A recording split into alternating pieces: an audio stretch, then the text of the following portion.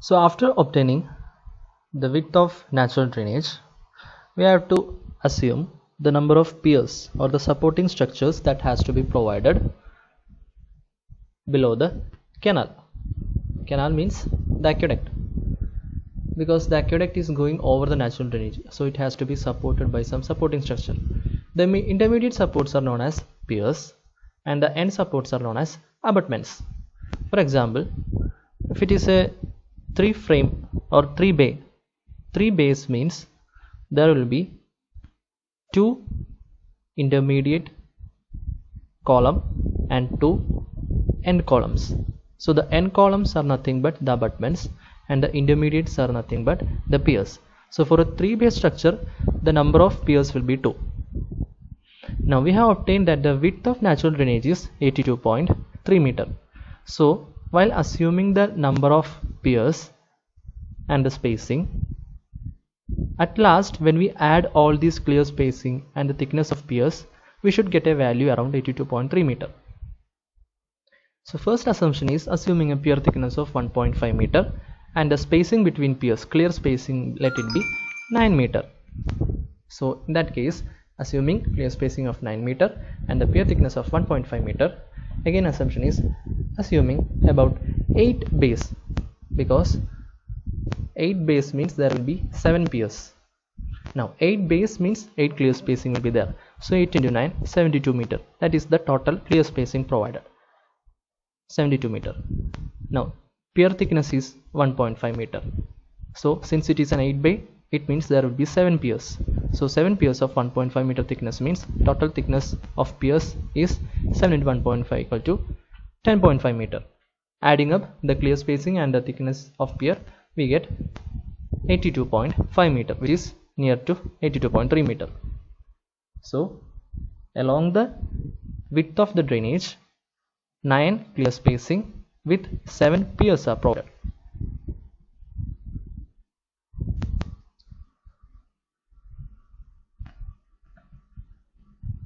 This is a typical diagram. So you can see here, this is the abutment. This is the abutment.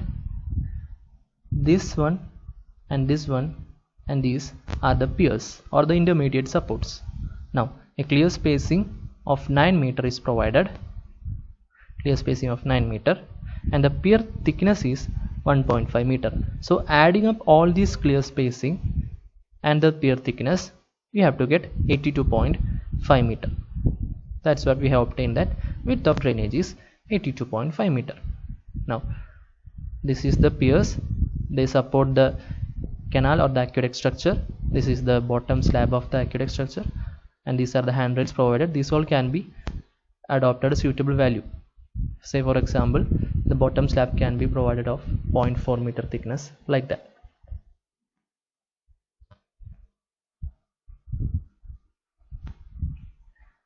Next one is designing of canal waterway. The design of canal waterway is nothing but we have to find out at how many distance the actual width of canal can be reduced to a lesser width, and again further in how many distance this reduced width can be again expanded to the actual width. The actual bed width of canal given in the question is 20 meter, but while coming to the region of natural drainage, the width will be reduced to some value for purpose of economy. Now let the width be flumed to, or let the width be reduced to 10 meter. From 20 meter it will be reduced to 10 meter. That is, in this structure, this is the actual width of canal. This is reduced to this much width, and the zone where this actual width is being reduced is known as transition zone. The canal bed width is varying. As you can see, the canal bed width is varying. Now after crossing the natural drainage, this is the natural drainage zone. So this much is the natural drainage width, or this will be the 82.5 meter distance. So for 82.5 meter distance, the width of this canal will be 10 meter. Now after this, again this canal will be expanding to attain its actual bed width of 20 meter. the splay which is provided is nothing but along the direction of canal. See, it is given as 2:1. That is, if I am moving from here 2 meter in the direction of canal, then 1 meter reduction in width will be occurring. That is why the slope of this line is given as 2:1.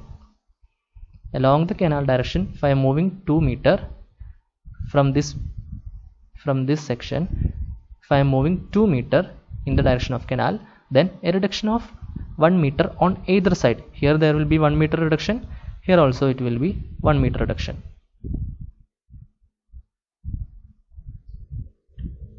So providing a splay of 2:1 in contraction. Contraction means the bed width is getting reduced in the direction of flow.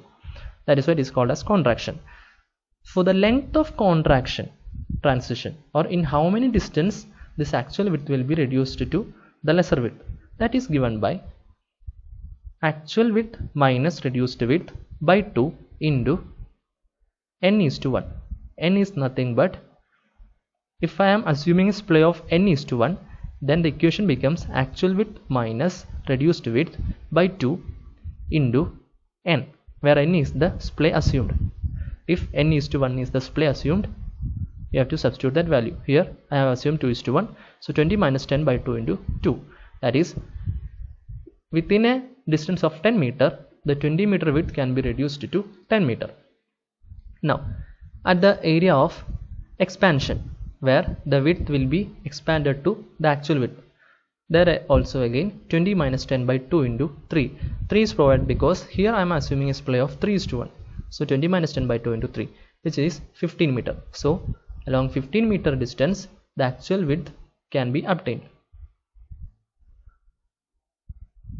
So within the width of drainage, natural drainage, the bed width, the canal bed width will be 10 meter only.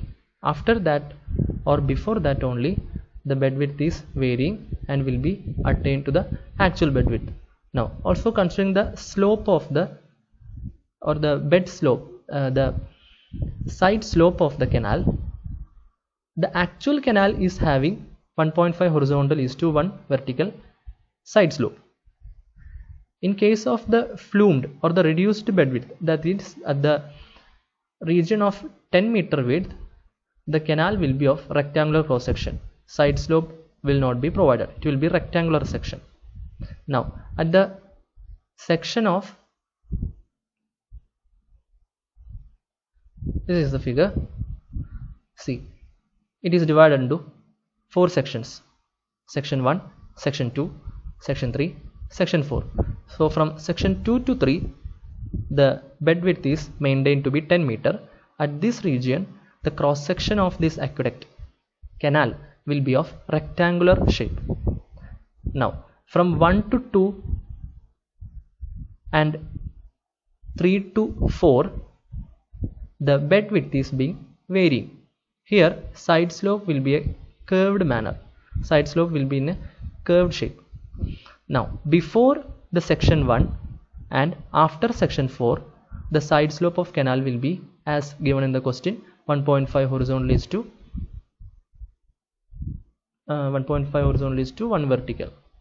Yes, that will be the slopes provided.